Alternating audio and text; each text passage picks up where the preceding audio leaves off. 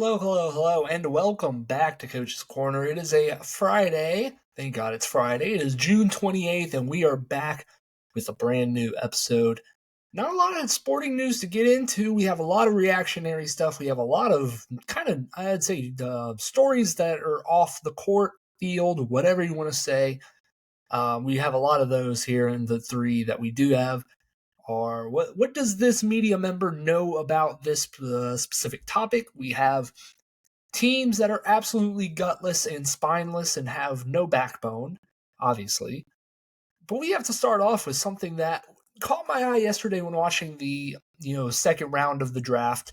First of all, we don't need 2 days of the NBA draft. 60 picks, it's enough to do in one night. They've done it. They've done it the entire history or whatever. Ever since it's been 60 picks, they've done it in one night. We did not need that extra day. In a draft where basically the second round is just teams jumping around so crazy, and you have to see proposed trade, proposed trade, proposed trade on over basically every team because, like I said, teams are moving so much around in the second round that it's really hard to keep up with. Like outside of the lack of players that are like meaningful, there's just really not a good feel for what is happening during the second round because of all the trading that does take place. And once again, like I said, we don't really know these players. And it's one of those, there's like three names that you probably recognize in this, second round. We'll get to one of them in a second because of what is happening off the court, like I said. Bronny James is one of those. We'll get to him later. Maybe a guy on UConn because he was a championship winner. Like there's these guys that a handful of, but the rest of them are just like role players that probably will not play this season. Like they just won't. Like statistically, there's a good chance they won't play.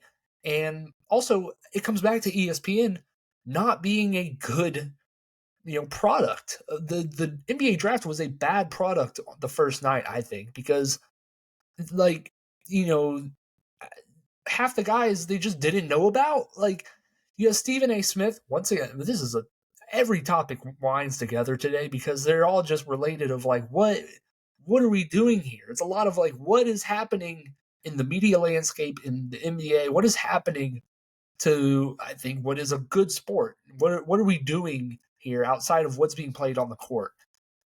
Stephen A. Smith doesn't know half of these guys. He probably knows 10 players. He's probably watched 5 of them. Like, he doesn't know anyone. And he's like telling you that. And that's like, you're in the media. That's what your job is to watch these guys and tell us about them. Tell us what you think. Like, it's just a lack of preparation from all of these guys because they're acting, it's like they've just heard Zachary Resacher's name for the first time. Jay Billis is a college basketball guy, and he's confused. Like, yeah, I think he can step on a basketball. I think he's held a basketball before.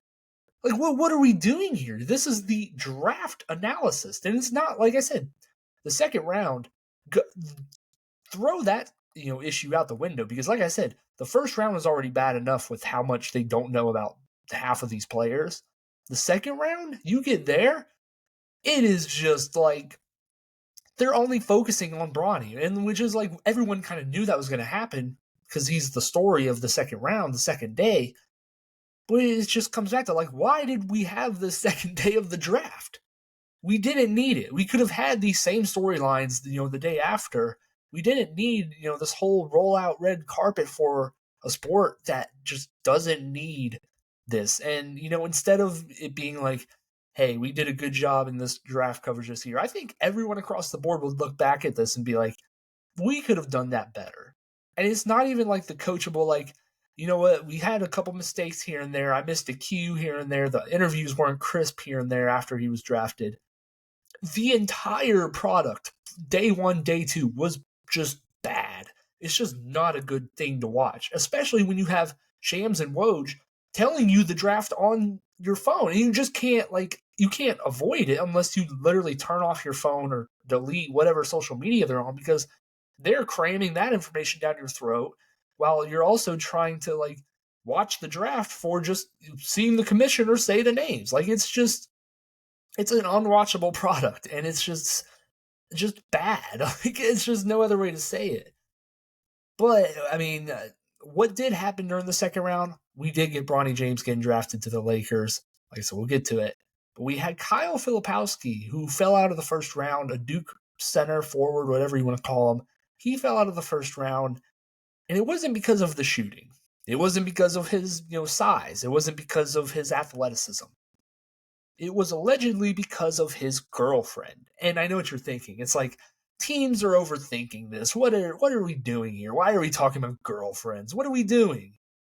But then you look into whatever these allegations are, and I mean, I say allegations like it is a crime. It's not.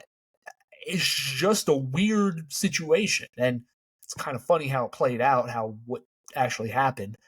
But his girlfriend is allegedly 5 years older than him, maybe 6 years older than him.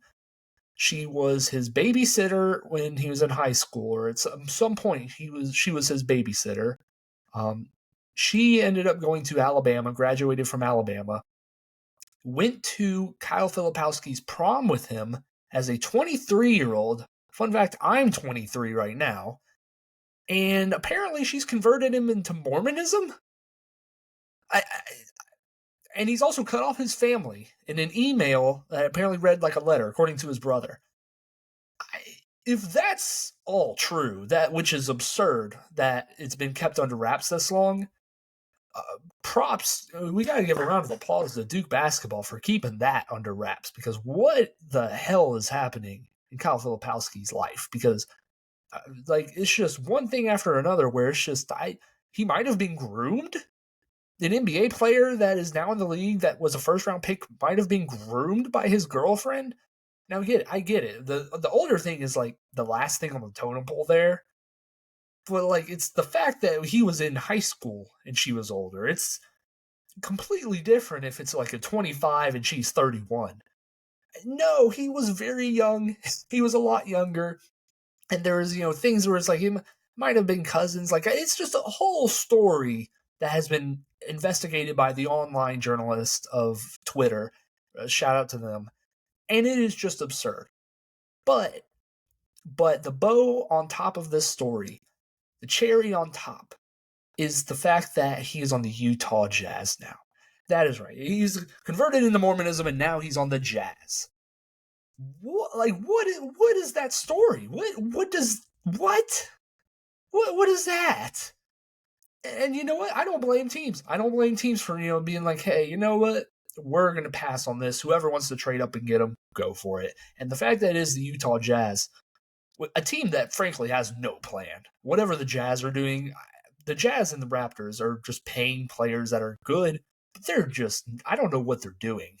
Frankly, they're good, but they're just like the 12th seed every year. I don't know what Danny Ainge is cooking up. And normally I'd be like, yeah, he's cooking something. He made the Celtics, but he's on the Jazz, man. I don't know what he's going to do on the Jazz. So that was the what the hell story of the day that happened yesterday. Because what the hell? What is that?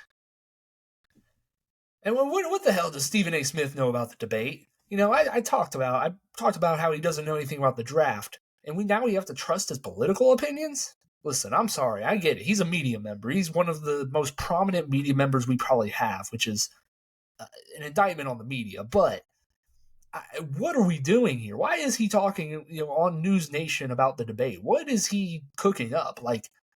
He's on ESPN all day long, spewing off garbage take after garbage take. God knows what he's talking about. And now he's coming out here and, like I said, I'm not talking about the debate. We're just going to go past that. We're going to have the USA jersey. I can never know how to do this. We have the USA jersey, Mike Trout. Shout out him. Hanging in the background, but we're not going to talk about that. But what is Stephen A. Smith doing, giving out takes about LeBron James and then going over and talking about politics? I get it. He likes to talk.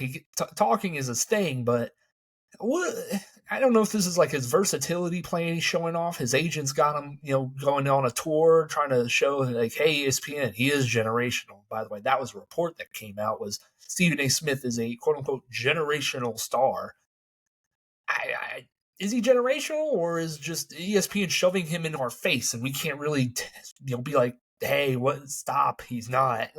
That's just agent talk. It has to be for these contract negotiations. Like, just because he uses, loud words like pontificate, that doesn't mean he knows any better than anyone else. And I feel like we can all agree that Tim Legler, who also has his contract up, is a 12 times better, analyst than Stephen A. Smith. But hey, he's not loud and flashy and brash like Stephen A. But like, what is he doing? What is he doing on debate shows? I'm sorry, like, I don't know. What is he doing? I mean, let's just hit the trifecta here of like what's pissing me off is NBA teams. I was on this mic like 4 days ago talking about Bronny James. Like, hey, NBA teams, why not take a shot at him? Like, I just told you about the second round, how it's largely players that don't really matter that much, but like, why not take a shot? And no team did. No team did. He went to the Lakers, as everyone thought, and good for the Lakers, I guess. Like, sure, you got a guy that maybe will play 2 minutes with his dad, and then you get a fun headline, you get a fun bobblehead night or something. Sure, whatever.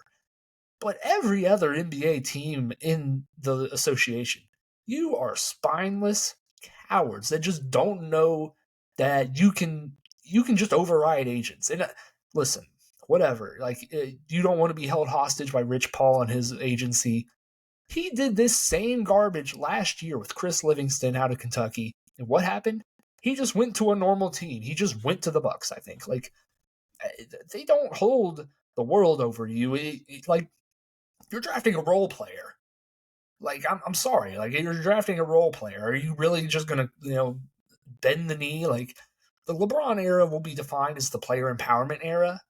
And it's all good and well. Like, whatever, I get it. Players should have a little bit more say in their lives than they probably did in the past. But when it comes to the draft, I feel like we can all agree is like, I don't really care what the player thinks at this point. You earn that right when you are in free agency to be like, hey, I'm going to do my thing. I'm going to leave you guys. Like, that's when you make the decision. That's when you show your power. It's not when you're a rookie. You don't just go to a company and be like, hey, I want this $100,000 raise. And you're like, before you even are hired, like, what are we doing here? What are we, like, it's mind-numbing stuff that is just like, what happened to these, you guys are billionaires, respectfully. Like, and I don't want to seem like a billionaire simp over here, but like, they have the power. Like, they are the guys. Like, there's a reason why they are billionaires. And they're just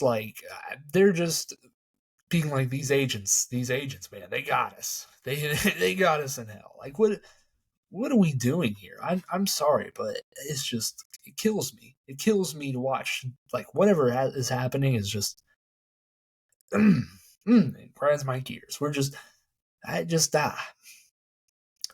Let's, it's a short show here. We're gonna get out of here shortly, but I will say I watched some TV. Let's bring it back to something. Let's end on pleasant notes here. House of Dragon episode 2. If you haven't seen it by now, then sorry, but hell of an episode.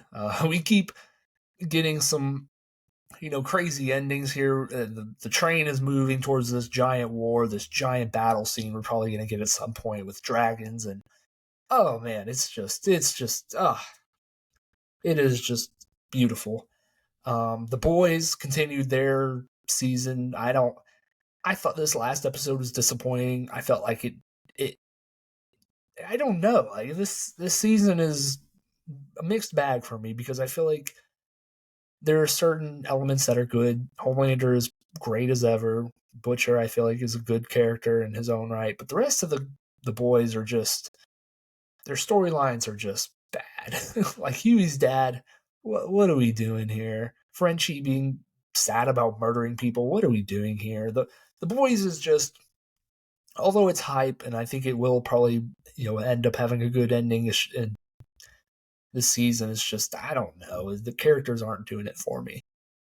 But The Bear is also back. It is on Hulu. It is a cooking show that gives you anxiety. And I say anxiety, it's listed as a comedy, and it does have some funny parts, but good lord, they just you wouldn't think that a kitchen could be as stressful as watching this show, this kitchen show, And I say kitchen show, it's not like it's, a reality cooking show or anything, or like actually cares about the food. It is about the characters and what they are doing and how they, feel and stuff. But man, it just gives you anxiety. It is a great show, but we got to see how it ends. A lot of people not giving it its flowers for this season. I don't know. I feel like it's been good through 3 episodes. It's been funny enough, it's been the recipe for the show. I feel like it's doing it still, and it works for me. So, yeah, that's your TV talk spiel, and just a little bit of update on the show announcement here for the next week. Hopefully, I'll have a guest on early next week, which I'm just gonna do the early 2 days. I'm hopefully just gonna do Monday and Tuesday is what my plan in my head is right now. One will be pre-recorded. One will hopefully be maybe the day of or day after. Either way, I might just take off the Wednesday through Friday. It'll be the 4th of July. I don't think a lot of people will be listening to podcast on 4th of July, but that'll probably be the schedule, is like a pre-recorded show that I'm probably going to do here after I finish this one up. And then Tuesday, like I said, we have a guest. So we'll see if the guest works out. We'll see how that goes. If there's emergency news, we'll probably touch on that in the beginning of whatever episode and then get to the other stuff. But for now, that's what we're going to do. That's going to be the next week's show. And like I said, going on a vacation, quote unquote. So yep, the 3rd, 4th, and 5th we might just chalk up. Maybe the 5th I'll be back with news. Like I said, if big NBA news happens, which is, like I said, it's kind of in that time zone, or there's just a big thing that happens in general, I'll be there probably on Friday. But if not, we might just call it a week then after Tuesday's show. So with all that being said, make sure you check out the YouTube, wherever you listen to the podcast, subscribe, like, rate, do all that good stuff. I appreciate it. It's been a great week of shows talking. Great week on social medias, the reels. I've seen the numbers. They're better than what I've probably ever seen, so that's pretty cool. I appreciate it. So all that being said, I will see you guys next week. Goodbye.